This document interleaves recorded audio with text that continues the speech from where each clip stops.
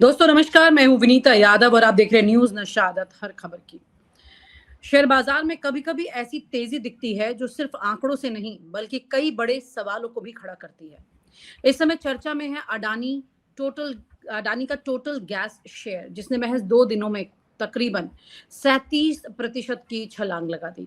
दिलचस्प बात यह है कि गैस सेक्टर की अन्य कंपनियों जैसे Gujarat gas, Indraprastha gas limited और गेल लिमिटेड इनके शेयरों में भी हल्की तेजी जरूर आई है, लेकिन जिस रफ्तार से ये बढ़त अडानी टोटल गैस में दिखी, वहीं बाकी कंपनियों में नहीं दिखाई दी। बताया ये जा रहा है कि वैश्विक स्तर पर एलएनजी सप्लाई को लेकर चिंता और जो ये पूरा मिड ईस्ट में चल रहा है तनाव, इसको लेकर के चिंता और भारत में गैस की मांग बढ़ने की संभावना, ये सब तमाम चीजें जुड़ी हुई हैं और ये तेजी से चिंता में बदल रही हैं।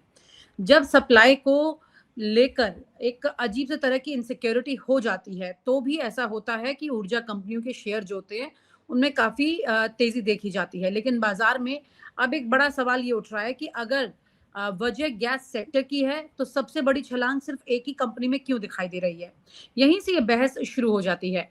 कुछ विश्लेषक इसे निवेशकों का भरोसा, कंपनी की ग्रोथ स्टोरी तक बता रहे हैं। लेकिन बड़ी बात यह है कि अडानी ग्रुप जो कि लगातार इन बातों को लेकर चर्चा में रहा है कि सरकार का उसे एक स्पेशल संरक्षण मिलता रहा है, स्पेशल एंट्री मिली है हमेशा। अब जब देश में एक संकट है अंतर्राष्ट्रीय संकट की वजह से कम उस पर अडानी ग्रुप को कुछ सहयोग करना चाहिए। इंटरनेशनल न्यूज़ जो है उनमें अब भारत में जो गैस सिलेंडर की दिक्कत है, वो बाकायदा इस वक़्त एक बड़ा विषय बन रही है। वो भी इसका ज़िक्र कर रहे हैं बस भारत में सरकार जो है वो ये एक्सेप्ट नहीं कर रही, वो कह रहे हैं सब ठीक है, सब चंगा है।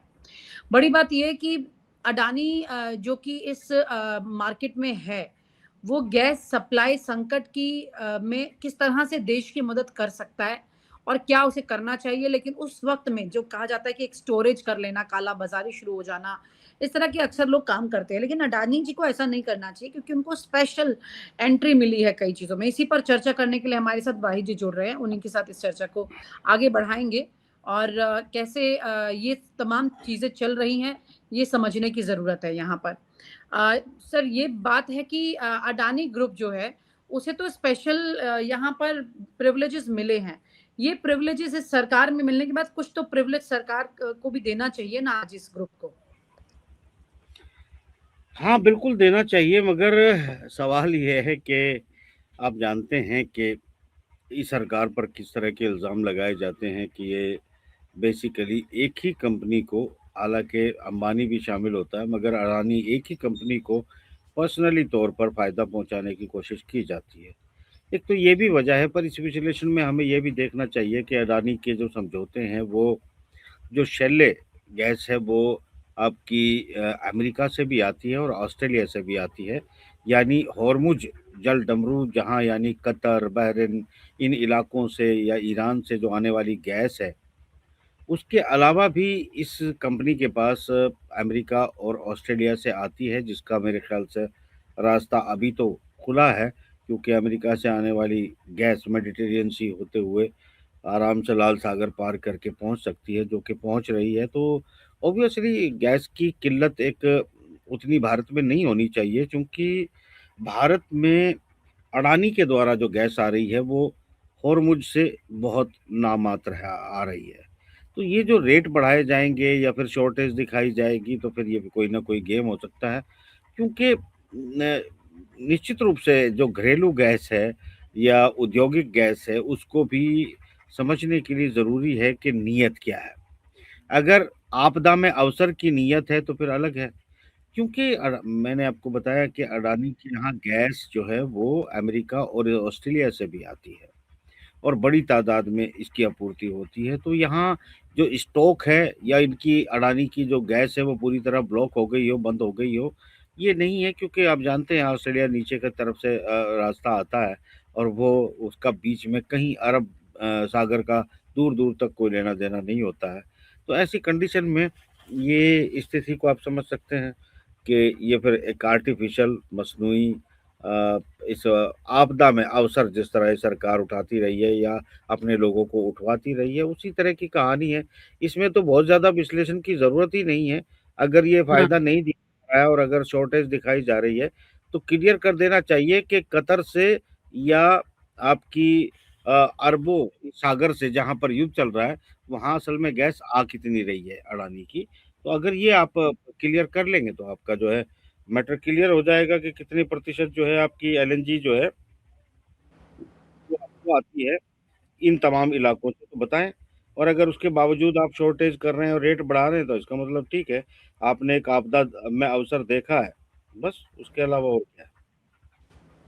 क्योंकि इस वक्त क्योंकि तो सरकार खुद इतनी बड़ी परिस्थिति में घिरी हुई है, जहां पर हम्म, देखा जाए तो गवर्नमेंट को ये कमी नहीं होनी चाहिए, और गवर्नमेंट को स्पेशली उन कॉरपोरेट को जिनको वो एक एक्सेस देती रही है, स्पेशल प्रिविलेज देती रही है, कम से कम आज सरकार की साख बचाने के लिए तो अडानी ग्रुप को आगे आना चाहिए कि भाई ठीक है, ये दिक्कत आ गई है तो चलिए हम ये करते हैं।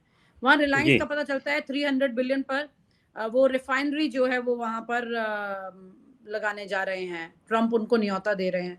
इधर अडानी पर, हमारे देश में इतने बड़े बड़े कॉरपोरेट हैं, फिर भी हम इतनी मुसीबतों में घिर जाते हैं, 4 दिन होते नहीं है अंतरराष्ट्रीय स्तर पर मुसीबत आए और हम पर उसका असर दिखाई देने लग जाता है, इतने बड़े कॉरपोरेट जगत होने के बावजूद। भाई जी, यहाँ पर ये होना चाहिए ना, कम से कम अपने देश के लिए तो खड़ा होना चाहिए इन कॉरपोरेट जगत को। नहीं, ये खड़ा नहीं होने, देखिए मैं यही देख रहा हूँ कि कतर से भी आती है जो है अडानी को गैस, मगर बड़ी तादाद में ये ऑस्ट्रेलिया से गैस आती है। घरेलू गैस जो है वो अडानी के पास मौजूद है और शैले एलएनजी जो है वो अमेरिका से बड़ी तादाद में आ रही है। तो शॉर्टेज जैसी बातें और ये सब जो है ये सिर्फ मुनाफा कमाने की, शेयर मार्केट में उछाल में, मतलब ऐसी आपदा में अवसर तलाशने की बात है। देश वेश की बातें छोड़ दीजिए, अगर देश हितों की बात हुआ करती तो इस वक्त दुनिया में कूटनीतिक तौर पर विनीता जी जो सूरत हाल बनी हुई है उसमें भारत एक ऐसी सी स्थिति में खड़ा हो चुका है। आप देखिए कि अभी कुछ खबर आ रही है कि कुछ दो टैंकर जो हैं तेल के वो खाड़ी आ से रहे हैं। ईरान ने कहा है कि ठीक है आप निकाल लीजिएगा हाँ, भारत को, क्योंकि जयशंकर की और नहीं, मैं तेल पर तो जाऊंगी, वो एक अलग मुद्दा है, वो आपको और हम्म, उसकी गहरी जानकारी है और है। मैं एक जी बार ये बता दूं लोगों को कि एलपीजी की शॉर्टेज के चलते ब्लैक मार्केट में प्राइस जो है 1500 चला गया सिलेंडर का, मुंबई में हम्म, 3000 है। हम्म।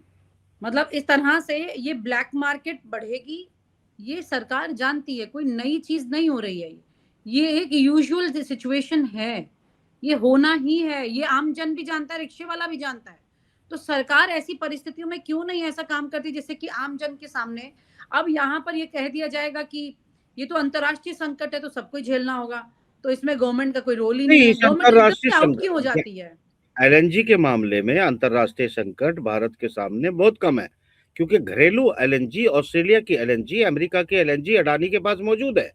तो एक बहुत छोटा हिस्सा जो है वो कतर से भारत के लिए आता है। इसके अलावा कहाँ से एलएनजी आ रही है? तो एलएनजी का जो इलाका रुका है वो सिर्फ कतर की सप्लाई है। तो बाकी सब होते हुए आप ब्लैक मार्केट में, आपके इंटरनल बाजार पे आपका कंट्रोल नहीं है। आप देश को राहत देना नहीं चाहते हैं। आप जो एलएनजी है भी अगर पूरी एक साल तक भी अगर आपका होर्मुज रुक जाए तो बताइए अडानी की गैस पे कहाँ से क्या फर्क पड़ रहा है? और नहीं पड़ रहा है तो देश को क्यों लूटना चाहते हैं आप? ये भी क्लियर कर दीजिए। तो कुल मिलाकर सीधी बात मैं वही कह रहा हूँ कि आपदा में अवसर है।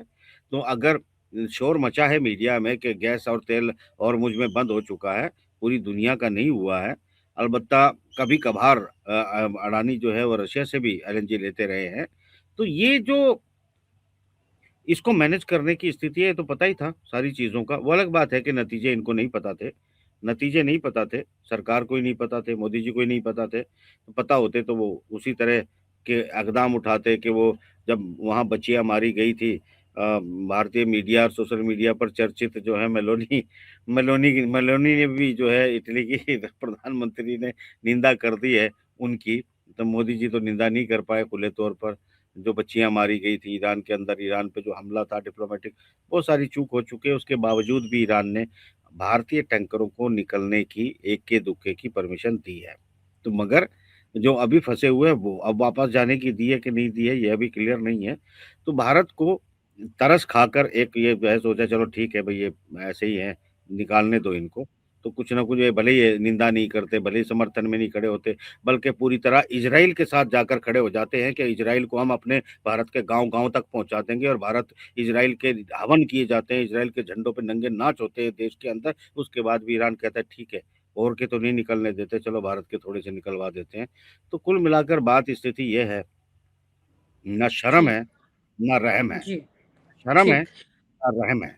और आप हमसे जुड़े रहने के लिए सब्सक्राइब करें YouTube पर, फॉलो करें Twitter पर और लाइक करें Facebook पर। और ज्यादा जानकारी के लिए आपको टाइप करना होगा सिर्फ न्यूज नशा।